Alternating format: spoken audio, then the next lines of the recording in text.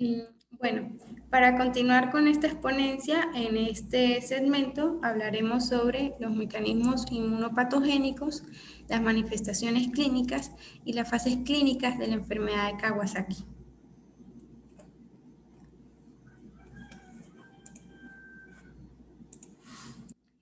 Como mecanismos inmunopatogénicos, tenemos que la presencia del superantígeno permite la activación de una respuesta inmunitaria donde se caracteriza la circulación masiva de linfocitos T activados que permiten la liberación de citocinas proinflamatorias.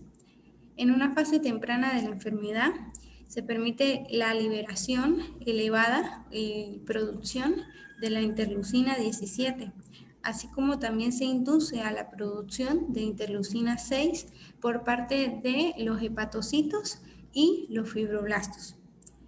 Hay actuación de pirógenos endógenos, como el caso de la interleucina 1 y el factor de necrosis tumoral alta, que son los responsables de una fiebre elevada, prolongada y severa. En la fase febril de la enfermedad se produce una elevación de las metaloproteinasa 9 y el inhibidor tisular de metaloproteinasa 1. Los macrófagos activos liberan la interleucina 15, que tiene grandes acciones, ya que inducen la proliferación de las células T, CD4 y CD8, permiten la maduración de las células B y además inducen a la acción citotóxica de las células asesinas natural killer.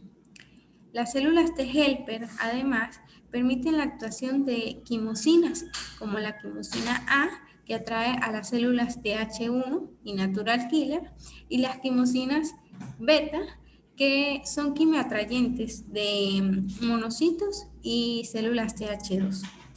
Por último, es necesario saber que la activación masiva de linfocitos T y B son los responsables de las adenopatías cervicales.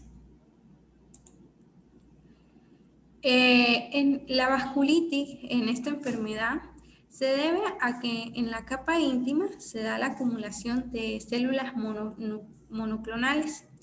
En la luz vascular hay una necrosis fibrinoide y en la adventicia hay una infiltración inflamatoria mixta que tiende a avanzar hacia la capa íntima y produce una disrupción de la capa media. Hay acción también de moléculas de adhesión como son las selectinas en la vasculitis. La selectina E permite la adherencia de polimorfonucleares, eosinófilos y macrófagos. La selectina P estimula la trombosis y tiene una vital importancia en la fase aguda de la enfermedad. Por último, la selectina L permite la adherencia de los linfocitos. En el caso de la coronariopatía, se debe a la agregación plaquetaria que produce una trombocitopenia. Principalmente la coronariopatía es resultado de una respuesta inflamatoria y trombótica excesiva, causada por un infiltrado de linfocitos T, CD8 y macrófagos. También por la producción de inmunoglobulina A por parte de células plasmáticas que permiten su paso hacia lo que sería la capa adventicia e íntima de los vasos sanguíneos. Por último, se da la presencia de inmunoglobulinas M que están contra las células endoteliales de los vasos coronarios, conllevando una arteritis coronaria y posteriormente un aneurisma. Las manifestaciones clínicas de la enfermedad de Kawasaki tenemos las principales. Se produce una fiebre que dura por más de 5 días, una conjuntivitis bilateral no supurativa, un eritema polimorfo, un RAS polimorfo. Produce también cambios en labios y boca que se basan en sequedad, enrojecimiento, fisura e incluso eritema. Hay cambios en las extremidades como presencia de eritema, de edema o de descamación. Y por último, podemos hablar de la adenopatía cervical, que tiende a ser unilateral, es dolorosa y no es supurativa. Hay otras manifestaciones clínicas que podemos comentar, como la irritabilidad, que tiende a ser intensa. Puede haber presencia de las líneas de Beau, que son surcos transversales en las uñas, que tienden a desaparecer en las etapas más avanzadas, en la fase convaleciente de la enfermedad. Puede haber presencia de artralgias y artritis, principalmente en manos, rodilla, codo y muy raramente, pero sí se presenta en la cadera. Por último, puede haber presencia de distensión de la vesícula biliar que se expresa en un dolor en el hipocondrio derecho. Las manifestaciones cardíacas, aproximadamente entre el 15 a 25% de los niños que no son tratados desarrollan anomalías cardíacas que incluyen una dilatación difusa y la formación de aneurismas. La dilatación coronaria puede detectarse a partir de los 7 a 10 días de iniciada la enfermedad, pero es entre la tercera y cuarta semana en donde se produce el pico de mayor incidencia. Si se realiza el tratamiento adecuado con inmunoglobulina intravenosa y aspirina antes de los 10 días de iniciada la enfermedad, la incidencia de alteraciones coronarias disminuye notoriamente a porcentajes menores a 5%. Podemos hablar también de lo que se conoce como Kawasaki atípico o incompleto. Son aquellos niños que presentan fiebre, pero menos de 4 síntomas que son requeridos para diagnosticarla.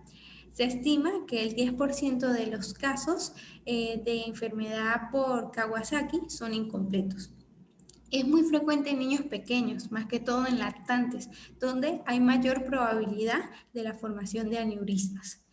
El diagnóstico en estas situaciones es difícil, se requiere un alto índice de sospecha ante niños de corta edad que presenten una fiebre que sea prolongada y que no tengan causa evidente o con alguna manifestación clásica de la enfermedad. Además de ello, el estudio electrocardiográfico nos puede servir de ayuda.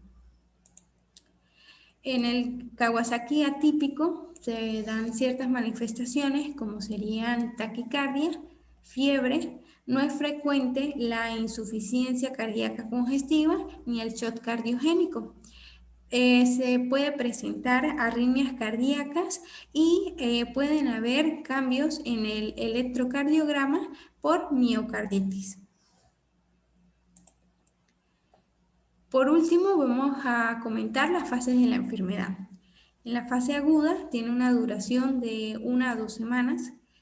Aquí se presentan son las manifestaciones clásicas de la enfermedad, como ya dijimos, fiebre, transcutáneo, polimorfo, cambios en las extremidades, alteraciones con cambios en los labios y boca y la adenopatía.